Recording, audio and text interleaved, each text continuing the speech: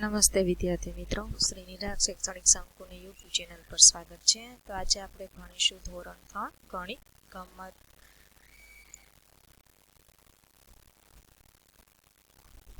એમાંનો એકમ છે મિત્રો 7. સમય વહી જાય છે. બરાબર, જો મિત્રો સમય તો વયો જવાનો છે. બરાબર, કોઈનો કીધા ઊભો રહેવાનો નથી, પણ કઈ રીતે જવા દેવો એ આપણા હાથમાં છે મિત્રો. બરાબર, સમય એનું કામ કરે છે, પણ આપણે શું સમય સાથે કામ કરવાનું છે એ આપણે વિચારવાનું છે. હવે તો તમે મોટા છો, 3જા ધોરણમાં ભણો છો. બરાબર, એટલે કે તમે 9-10 વર્ષના તો છો જ. તો સમયનો આપણે ઉપયોગ કરવાનો છે મિત્રો. સમય વહી જશે તો કહેવત છે મિત્રો, કદાચ તમે સાંભળ્યું હોય કે ન સાંભળેલું હોય, કે એક તો શરીરમાંથી નીકળી ગયેલા પ્રાણ અને વહી ગયેલો સમય ક્યારેય પાછો આવતો નથી. માટે અત્યારે આપણે સમયનો ઉપયોગ કરી લેવો જોઈએ. જો અત્યારનો સમય આપણો ઓલો હશે, તમે અત્યારે મહેનત ભરેલો અત્યારનો સમય હશે, તો તમારી પછીનો જે સમય છે તમે આરામથી પસાર કરી શકશો. અત્યારે તમે આરામથી રમશો કરશો તો તમે ભણશો ક્યારે મિત્રો? હું એવું નથી કહેતી કે તમારે ભણવાનું જ, પણ ભણવાની સાથે તમારે રમવાનું, અને રમવાની સાથે તમારે થોડું ઘણું ભણવામાં પણ ધ્યાન દેવાનું છે. રમવાનું નહીં, રમવાનું એવું નહીં, થોડું ઘણું રમવાનું, પછી આપણે આપણું ભણવાનું લઈને બેસી જવાનું. બરોબર, અત્યારથી અમે ભણી ગણી અને જો હોશિયાર થશો, બરોબર, તો પછી આગળ જતા તમને સફળતા જરૂર મળશે. બરોબર, કોઈ પણ આપણે માટલું બનાવવું હોય તો એને ઘાટ દેવો હોય મિત્રો, તો એને માટીમાંથી જ્યારે આપણે એને ચાકડે ચડાવીએ છીએ ને, ત્યારે એનો ઘાટ દેવાનો ચાલુ થઈ જાય છે. બરોબર, અને પછી થોડોક ઘાટ દેતા જઈએ ને, પછી એક સરસ મજાનું શું થઈ જાય છે, માટલું થઈ જાય છે.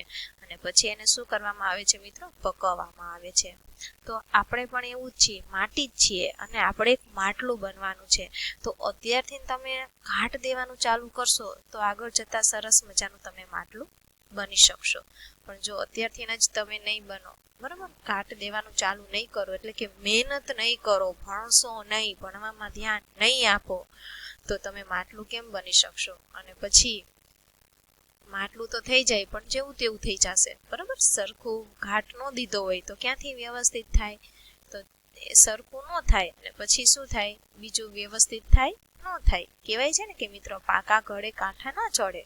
બરાબર, માટલું થઈ જાય પછી એને કાંઠા ચડાવવા ન બેસાય. બરાબર, ઘડો પાકો થઈ જાય, એને હારે જ એના કાંઠાનો ઘાટ દેવો પડે છે. તો એના જેવું છે મિત્રો. એટલે પ્લીઝ હું બધાને રિક્વેસ્ટ કરું છું મિત્રો, કે રમવાની સાથે તમારે ભણવાનું પણ છે. બરાબર, તમારો ધ્યેય તમારા સામે જ રાખી અને તમારે સમયની સાથે ચાલવાનું છે. તમારું શું ધ્યેય છે? શું બનવું છે? ડૉક્ટર, એન્જિનિયર, પોલીસ, બરાબર, તમારે જે બનવું હોય ધ્યેય તમે નક્કી કરી લો, અને ધ્યેયને તમે સામે રાખીને જ તમે ચાલો. અહીંયા છે સમય વહી જાય છે, ઉલટો સુલટો સમય, ઉલટા સુલટા સમયની અહીંયા વાર્તા છે મિત્રો.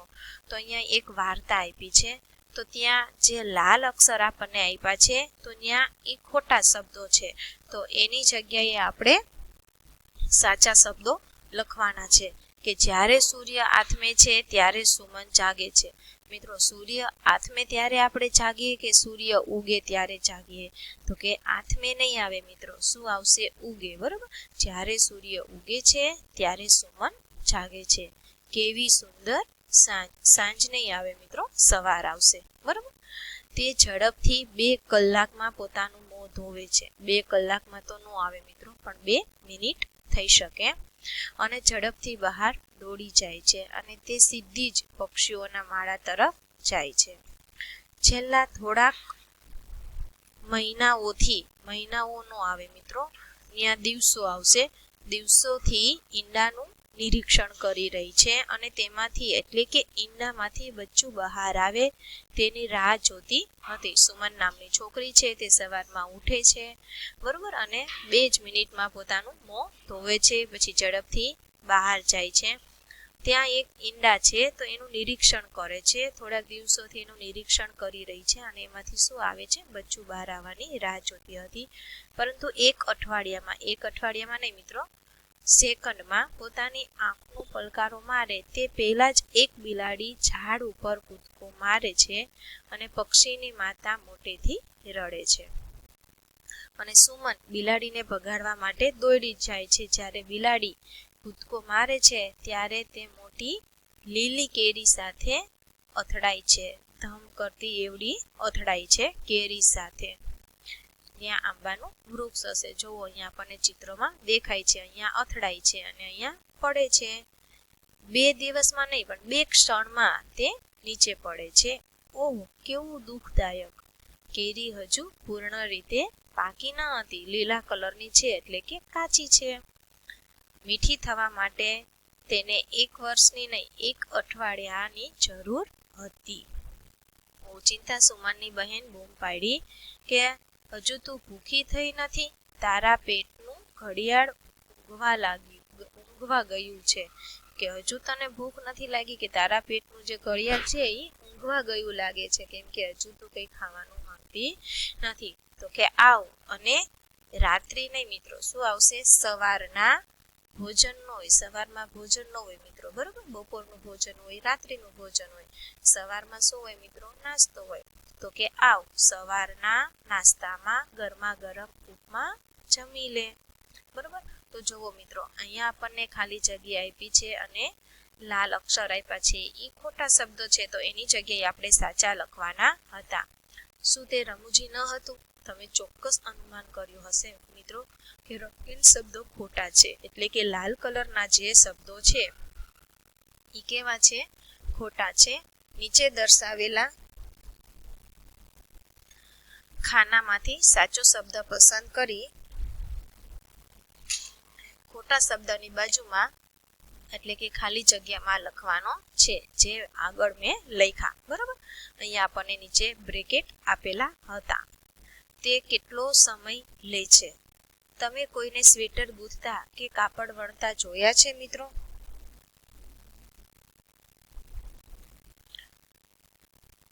કોઈ એક કુંભાર એક માટલું બનાવવા માટે કેટલો સમય લે છે તે જાણવાનો પ્રયત્ન કરો. વળી જો તમે સ્નાન કરવામાં કલાકો કે મિનિટો લેતા હો તો જણાવો.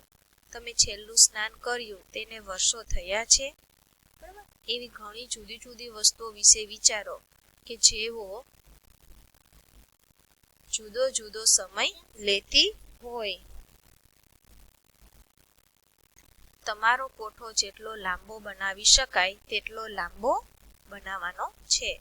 મિનિટો લાગે છે, કલાકો લાગે છે અને દિવસો લાગે છે. તો સ્નાન કરવામાં શું લાગે મિત્રો? મિનિટ લાગે. બરોબર? પછી દૂધ ઉકાળવામાં મિનિટ લાગે. કલાકો શેમાં લાગે? તો કે શર્ટ સીવવામાં, દહીં જામવામાં, શાળાનો 1 દિવસ. પછી દિવસો લાગે તો કે સ્વેટર ગૂંથવામાં, સાડી વણવામાં, કેળાને પાકું થવામાં. બરોબર? પછી બીજું શેમાં મિનિટ લાગે? એમાં તમારે અહીંયા લખવાનું છે. બીજી મિનિટો શેમાં લાગે? બરોબર? જમવામાં, તૈયાર થવામાં. બરોબર? એમાં મિનિટ લાગે, એમાં કલાકો ન થાય. પછી બીજી કલાકો શેમાં લાગે? હોમવર્ક કરવામાં, વાંચવામાં. અને દિવસો શેમાં લાગે?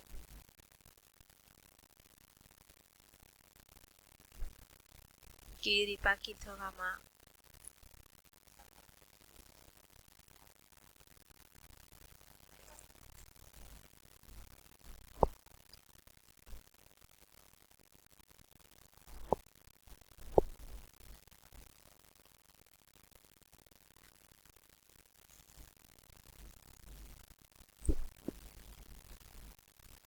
કેટલી વધારે ઝડપી અને કેટલીક વધારે ધીમી એવી બીજી કેટલીક બાબતો વિશે વિચારો.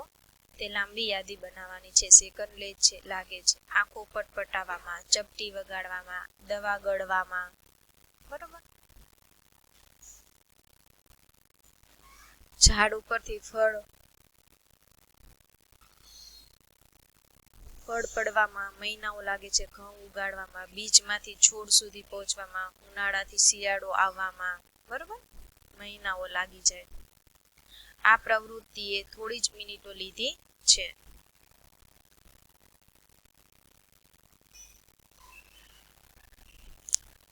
તાળી પાડો, તાળી પાડો, તમે ઝીલો તે પહેલા. આ રમત રમવાની છે.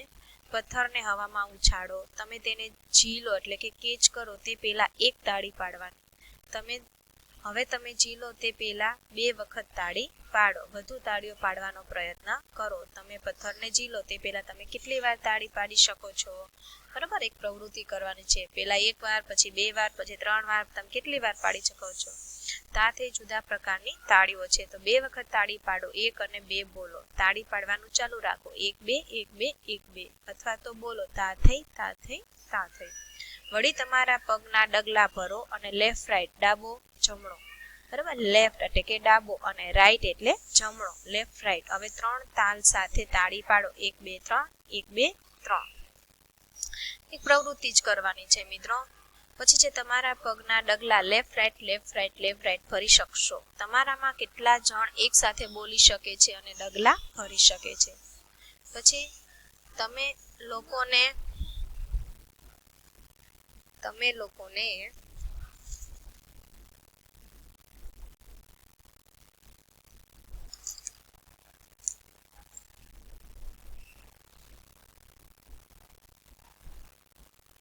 તમે લોકોને તબલા વગાડતા અથવા તો ઢોલ વગાડતા સાંભળ્યા છે?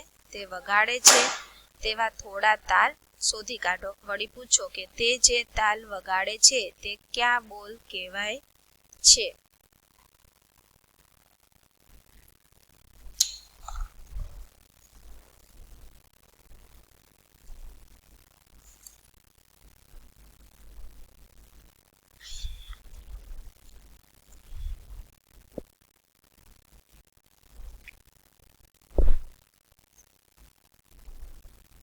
આપણે કેટલી ઉંમરના છીએ? તો જોઈ લઈએ અહીંયા.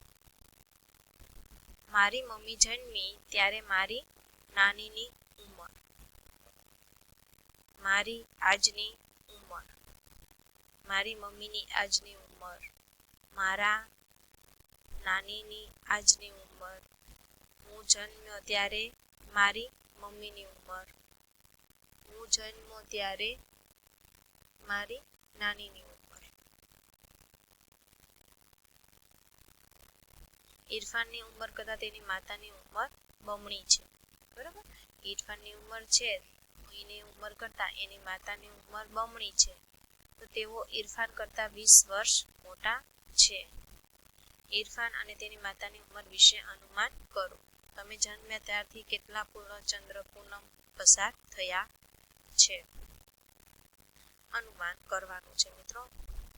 જન્મનું પ્રમાણપત્ર. સુધાના જન્મના પ્રમાણપત્ર તરફ જુઓ, નજર કરો. ફોર્મ નંબર 5 ગુજરાત સરકાર જન્મનું પ્રમાણપત્ર છે મિત્રો. ક્યાંથી પ્રમાણિત કરવામાં આવે છે કે આ મહિનાની જન્મની અસલ યાદીમાંથી લેવામાં આવી છે કે જે યાદી બાલીસણા ગ્રામ પંચાયત વર્ષ 2002 ની જન્મ નોંધ પોથીમાં છે. નામ શું છે? સુધા રમેશચંદ્ર ત્રિવેદી. જાતિ તો કે સ્ત્રી. જન્મ તારીખ 2/5/2002. બીજી મે 2002 એમ પણ કહી શકાય. ક્રિષ્ના હોસ્પિટલ, રમેશચંદ્ર ભારતીબેન ત્રિવેદી. માતાનું નામ, પિતાનું નામ, નોંધણી તારીખ છે અને નોંધણી નંબર અહીંયા આપેલો છે. તારીખ કઈ છે? તો કે 5/8/2002. જન્મ તારીખ છે 2/5 ત્યારે જે નોંધણી કરાવે છે. પછી છે 2/5/2000 બતાવે છે કે સુધા ખાલી જગ્યા 2002 માં જન્મી હતી. બરોબર, સુધા. બીજી મે 2008 ના રોજ સુધાની ઉંમર કેટલી થશે? બરોબર, બીજી મે 2008. 2 પછી 3 4 5 6 7 અને 8. તો કે 1 2 3 4 5 6 વર્ષ થશે. કેટલા વર્ષ થશે? 6 વર્ષ.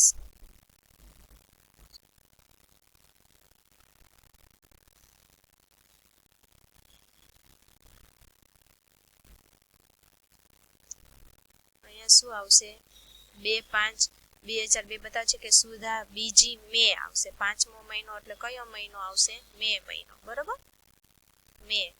અને અહીંયા આવશે 6. 2052 ના વર્ષમાં તે કેટલા વર્ષની થશે? તો જન્મી હતી ક્યારે મિત્રો? તો જોઈ લઈએ. અહીંયા શું કીધું છે? 2000